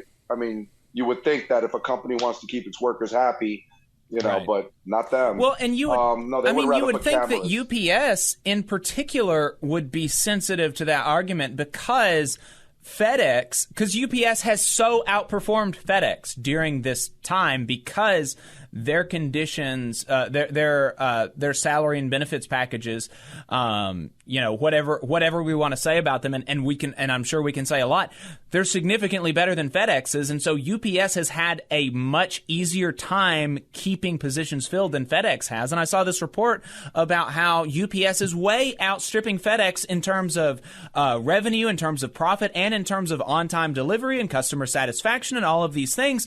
Why is that? It's because they're taking better care of their workers than FedEx. And so you would think that they would be amicable to this, to that kind of argument, instead of just going on a war.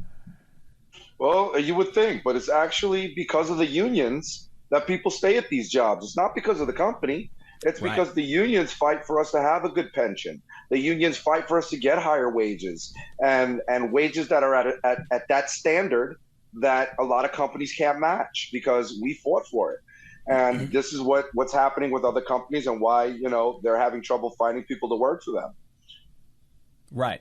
Yeah. Even where it is benefiting the companies to pay their workers well, they don't want to do it unless the workers are forcing them to. And I think that's really, that's really a big takeaway from all of this. The real shame is that these companies have more than enough money to share a little more. Like, we're not asking. We know the company is the cash cow, right? This is how we make our living. We know that they have to have enough money to, continue the business, keep it running, make profit. We get that. But at the same time, how much is necessary? You're lining the CEO's pockets, you're lining the shareholders' pockets, and you're not contributing to what the workforce needs. You're not giving us our fair share. We're not asking for, let's use an analogy. It's a huge pie of pizza, right? We got it. We get that they have to have a majority share of the pie, but you know what? You can give us a slice instead of a slither or instead of some crust. You can give us How about 2 slices? Throw some pepperoni and anchovies on it. 'Cause we're Brooklyn, baby. You know what I mean? Right. Yeah. Well, so the 2 tiers is another issue that's been that's coming up in several of these contract fights that we've been seeing at the UAW, BCTGM, all of these campaigns, and we're seeing it at the UPS in these contract negotiations or in the run up to them as well. Talk to us about what the specifics of the UPS two-tier system are.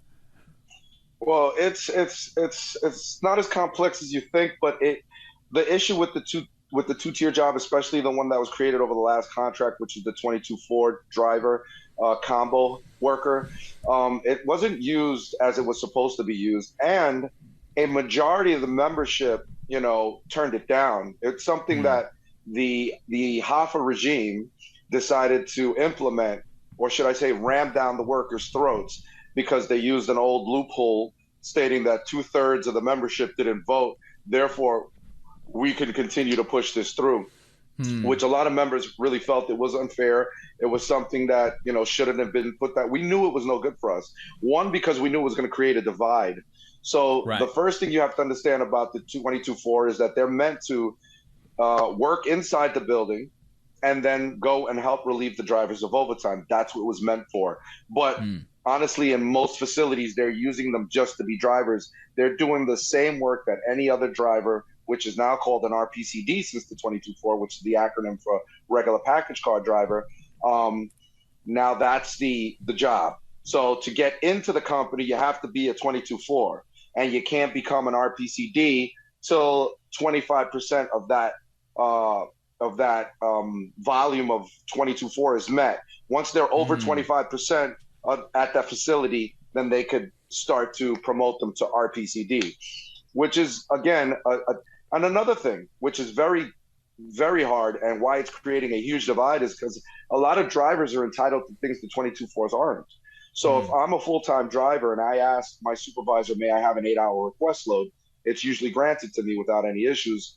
Also, when it comes to getting on opting into the 9-5 list, which is for drivers that don't want a lot of overtime, when you get on to opt into the 9-5 list, if the company violates you 9.5 hours over a 3-day period or within 3 days of a week, you can grieve them for triple the salary, which is double time plus your irregular rate. A 22-4 can't do that.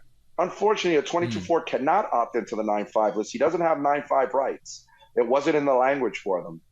So when a 22-4 hears, oh, I'm opted into the 9-5 language, he's going to be like, I want to opt in on that. Can I get some of that? No, I'm sorry. They can work them to the bone. It's really sad. And same thing with the asking for an 8-hour request. A 22-4 can't simply say, listen, I need to do something tomorrow. So same thing with the request loads. A 22-4, again, cannot ask a supervisor for an 8-hour request because it's not a right of his. He doesn't have that in his language. So it creates a divide, especially when the regular drivers are there saying, I'm going to get a request load, and these young drivers come in as 22-4s and they hear it and they want it, and they want to know why.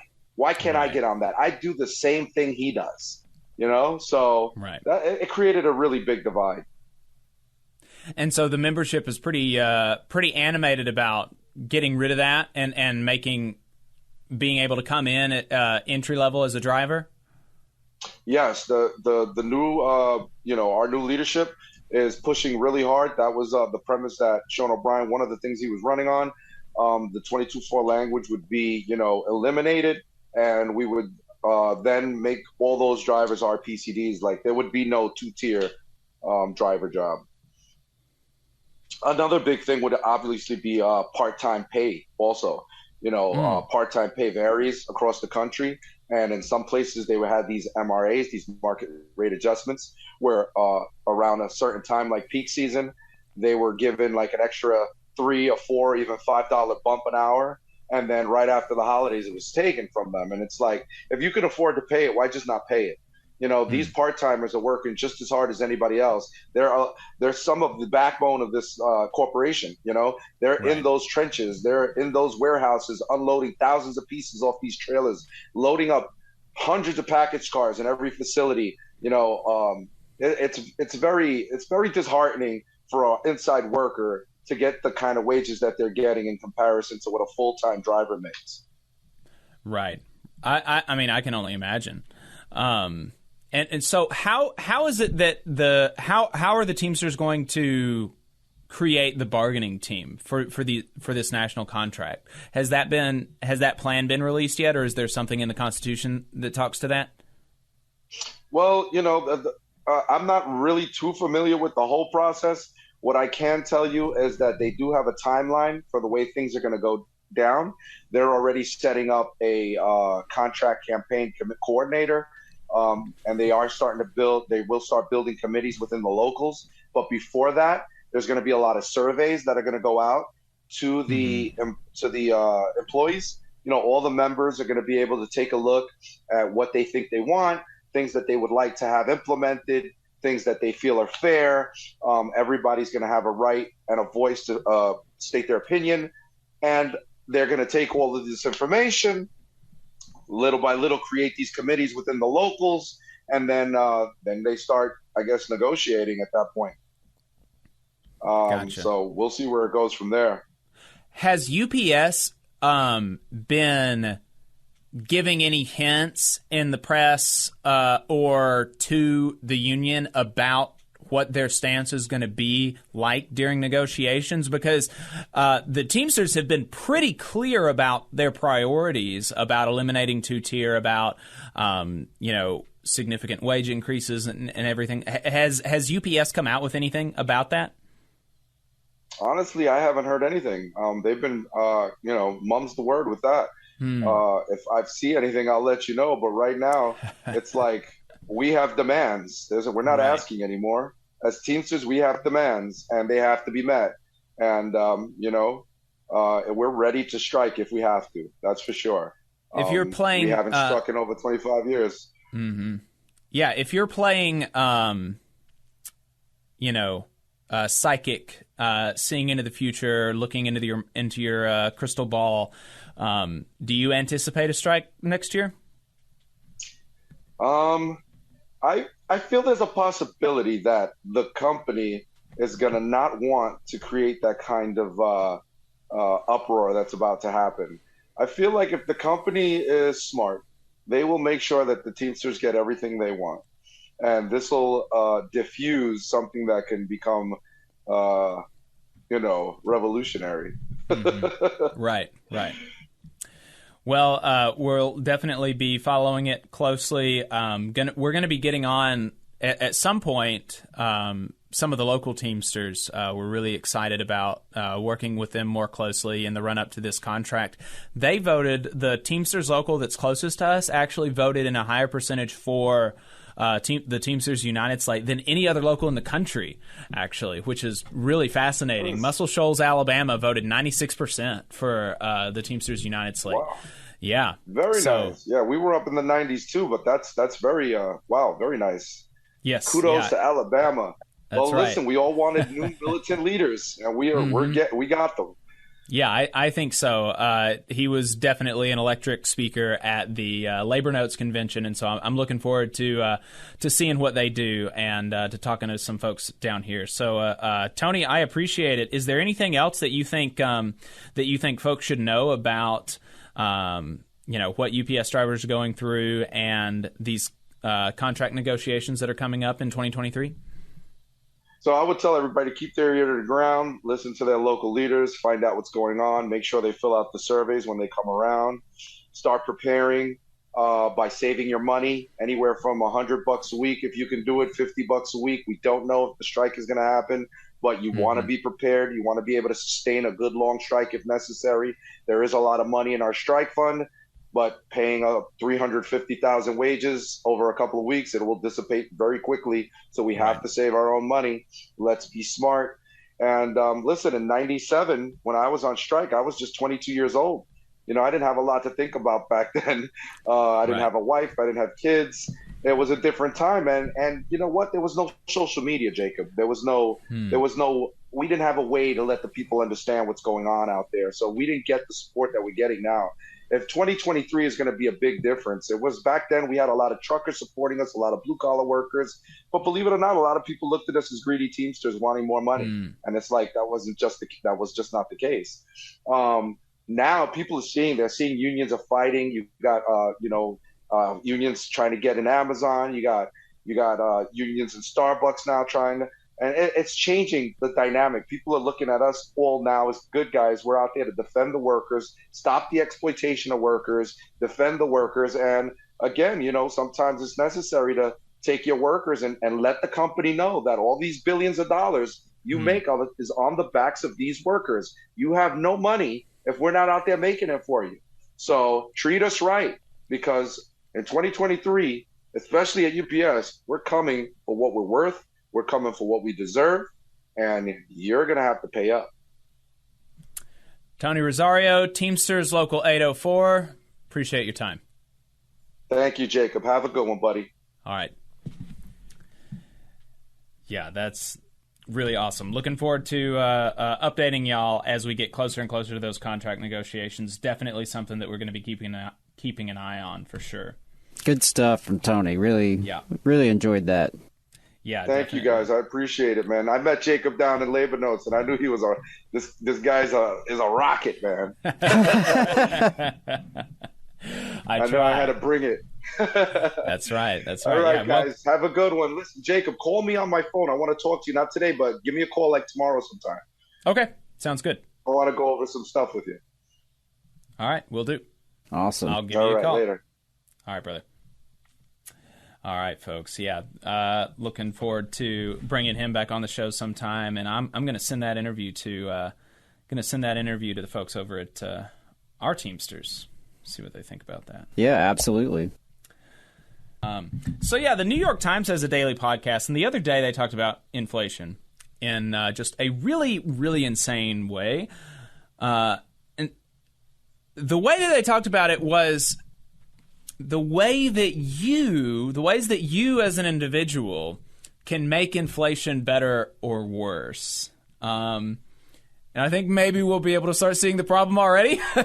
Talking about how can you as an individual consumer affect this international phenomenon that we've got post-COVID due to supply chains, due to employee shortages, due to people not paying their employees well enough to keep them on the payroll, due to wars. How is it that you can consume your way out of this? Yeah, just put me in charge of the economy and I'll get right on that. Yeah. So let's listen to their prescription for how to make inflation better. What's the second behavior that contributes to inflation going down? So another thing you'll often see from people who think that this is just a temporary situation is they try to just kind of supplement their income on the side by working a little bit more. That can be good for two reasons. A, it can obviously help people deal with the inflationary burst. B, it means that there are more workers in the economy putting in more hours. When more workers are putting in more hours, they produce more stuff. If you have more stuff, supply keeps up with demand better, and that can actually help inflation to moderate. So a good example of this is, say I'm a waitress at a restaurant, and I'm facing all these higher costs, and I know I need to cover them. One option I have, if I think that these costs are going to be temporary, is to just work more hours, try and make a little bit more money so that I can cover my rising costs. As I work more hours, as I increase my labor supply, it means that my employer is able to sell more dinners without having to hire somebody else to work alongside me. The fact that it's not having to hire from one of my competitors likely means that it doesn't have to pay more in wages. And that means that higher labor costs aren't getting passed along to the consumer through menu price hikes. And so my improved labor supply could actually help to keep prices for consumers under control. So that's interesting. You can make inflation better by working more. Let's see how you can make it worse. Okay, so what are the examples of reactions to inflation that make inflation worse? So let's go back to our waitress here. If our waitress thinks that this inflation is going to last forever, that not only are prices going to stay high, but they are going to continue rising, and that that's going to go on year after year, month after month for a long time, she's probably not going to just plan on increasing her hours indefinitely. Instead, she's going to ask for a big wage increase. And if she doesn't get it, she's going to leave the company and try and get a different job somewhere else that will pay her a lot more. Mm-hmm. As that happens, the company that is paying her a lot more, whichever restaurant ends up being her employer, is going to have to charge customers more for, the eggs and toast she's serving up every day because her labor costs have increased a lot. They know she's a valuable employee. They want to pay her for it, but they also, do need to make a profit. And so we're going to see higher prices on the menu. And that is how you get an inflationary spiral. This is the bad news outcome where higher expectations for inflation lead to higher wages and higher prices in a sustainable way that kind of chase each other. Right. It's naturalizing anti-worker propaganda. It is naturalizing propaganda, naturalizing the system that we've got, naturalizing the way that inflation is, and it is anti-worker propaganda. They are telling you that if you ask for a raise to match the inflation that has already happened, then you are going to make inflation worse, even though the inflation came before you. So you're just trying to match it by asking for even a 10% raise. If you ask for a 10% raise right now, you would have matched inflation. You would have just matched inflation. But according to the New York Times, you'd be making it worse. There's nothing on corporate profiteering in this episode of the New York Times Daily Podcast. There's no mention of the fact that asking for a raise would trail inflation. No mention of the fact that wage growth has been slower than inflation, 50% as much as inflation up to this point. No mention of industrial policies that would help by increasing supply. Because the economics 101, the 101 explanation of inflation is too much money chasing too few things. Well, you could try to take more money out of people's pockets, but you could also try to make more things. Because that is a key issue that we're facing right now, is that the supply chain is not getting the goods and services to people that they want to purchase. There's no mention of maybe to combat inflation, we can have the government force corporations to bring prices down, like they're actually doing with the Inflation Reduction Act and putting a cap on Medicare prescription drug pricing. Such as that is. I mean, as watered down as that is. But there is a that's portion a policy. Of that there was a policy that was cut by Republicans. There was a policy that was cut by Republicans, a proposal to cap the price of insulin at $35, whereas right now the average price is like $100. That would be a 30% reduction in life-saving medication for millions of people across the country. That would obviously affect inflation so much more than whoever it is that is listening to the New York Times Daily Podcast that is going to work an extra 10 hours a week, as opposed to asking for a raise. I mean, the whole concept itself is asinine. It's insane. I understand there is a time and place to give people advice as individuals acting in the economy, ways to save money, way to, be smart with your finances. That's all fair. I mean, that's real. But there's a difference between telling people, hey, you should clip coupons and swap brands and do this and that, update your budget. But affecting inflation, really? Yeah. That's totally a different animal. That's not our place as individuals. To the extent that we have individual responsibility here, it's to organize and advocate for a better political economy. Right. That would be the solution, right? Would be, how about you organize with your coworkers and your community and start to build power as working class people so that we can actually influence the government, influence corporate America. I mean, just imagine doing a piece, and then even if we're gonna center around this BS liberal individualism, the inflation is going to be caused by like millions of individual decisions and we want to influence those individual decisions. How are you not going to say that, oh, well, if you're on a corporate board, you should not vote for a 20% raise for the CEO this year. You should maybe only vote for no raise or maybe vote for a pay cut for the CEO. Like, that would be an individual decision that a person could make, theoretically, and those people are going to be far more likely to listen to the New York Times daily podcast than a waitress, than a freaking random waitress. And so, look, if you want to influence individual decisions speak to your audience. Yeah, towards making inflation better or worse, talk to the freaking corporate executives that are listening to you. I mean, just the absurdity of somebody with that audience, with an audience of corporate executives, telling a waitress that she needs to pick up shifts on the weekend to make inflation better. But don't ask for a raise. It's insane.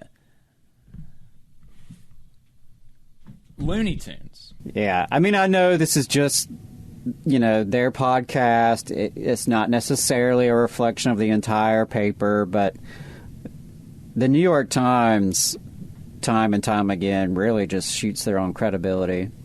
Yeah.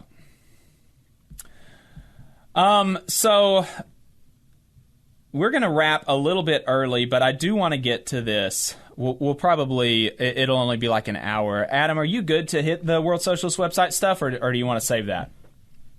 We can go for it. All right. So,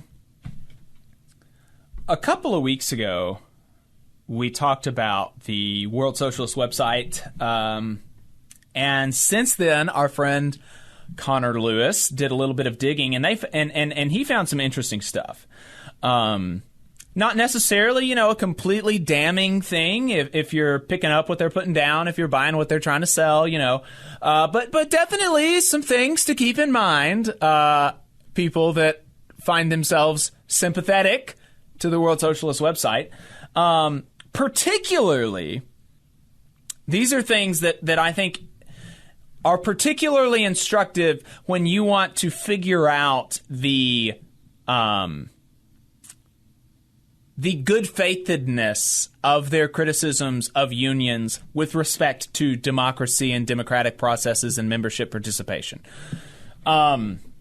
So here's the first set of those tweets from Connor Lewis, and he says, I'll read the tweets for the people that are just listening on the podcast. Well, their stuff might be harder to dig up, but the World Socialist website is a constellation of for-profit companies bottom-lined by David Green, a.k.a. David North, and Eric Lee, a.k.a. Eric London. Two keys, WSWS.org, Inc., and Mering Books Incorporated, both incorporated in Michigan. The common officers on all of these are David Green, the president, Eric Lee, the secretary, and Joseph Tanneru, the treasurer. So this is a big thing, and this is something that I have heard for a while, but I hadn't been able to I hadn't seen the proof of it, and so I hadn't said it. But the World Socialist website, the Socialist Equality Party, and some entity called Mering are all for-profit companies, and they are all headed by the same pseudonymous people. He substantiates that with screenshots and later tweets of those documents that's not been challenged by any of the folks named here, even though they did some attacks of their own later against Connor.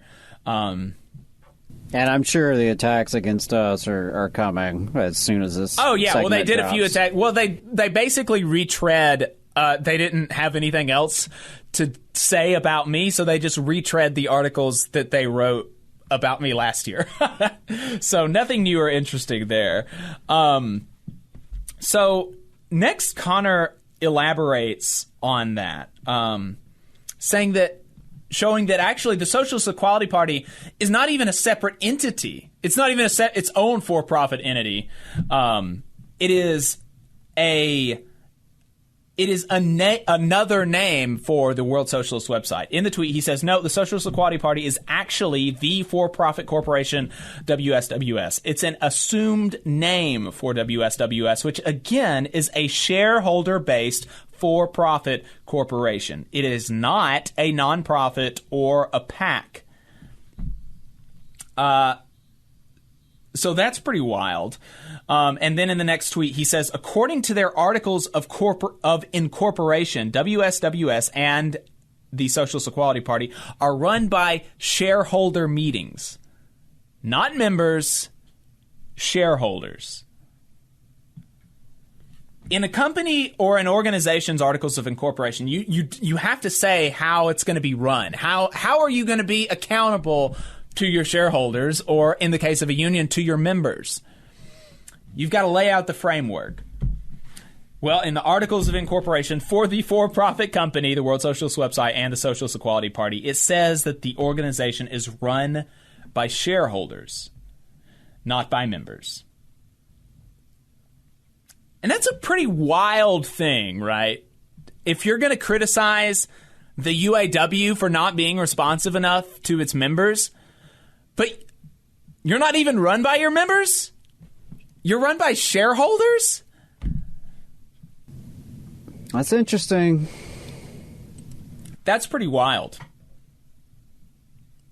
And then in the next tweet, Connor talks about David North. He says, let's get into David North, the retired CEO of a multi-million-dollar printing company.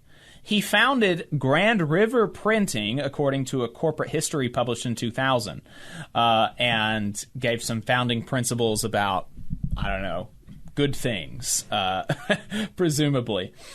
And not only that, but said company did lucrative business with Chrysler. That's very interesting, which is one of the big three automakers that the UAW bargains against. The same UAW, the same United Auto Workers that the World Socialist website is constantly attacking. That is pretty curious. And so, the last thing in that is, so to some, the Socialist Equality Party does not exist. It's a registered fictitious name fronting for a for-profit corporation and another associated for-profit corporation. The officers are the same on both of them, and all of them use pseudonyms, and the president is a retired CEO of a multi-million-dollar corporation. That's not great, I would say. And, look, if you want to run your media organization on a for-profit basis, I think that's fine. That's not, just being a for-profit corporation as a media institution, maybe it's fine, maybe it's not. I think that as a media institution, as a socialist media institution, you would want to run it on a nonprofit basis. You would want to run it cooperatively, presumably, But for a party, you would definitely want that to be run by the members. And so it's pretty inconsistent, it's incongruent that this organization that is always pummeling unions, trying to pummel unions for anti-democratic tendencies, some critiques of which we share, right? Like we have talked about on the show about anti-democratic tendencies in some unions and the need to reform them and the need for unions to be more responsive to their members. But the Socialist Equality Party, the World Socialist website, is explicitly an undemocratic and capitalist institution.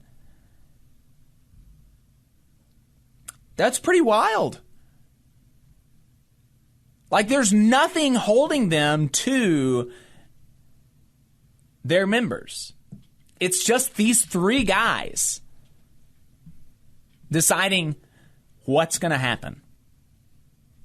And whatever you want to say about the UAW, whatever you want to say about the Teamsters, whatever you want to say about any of these other unions, there is at least a certain amount of democratic oversight. There is a certain amount of say, and that is evident in the fact that there are successful reform movements in these organizations. There are instances of success and instances of more membership accountability.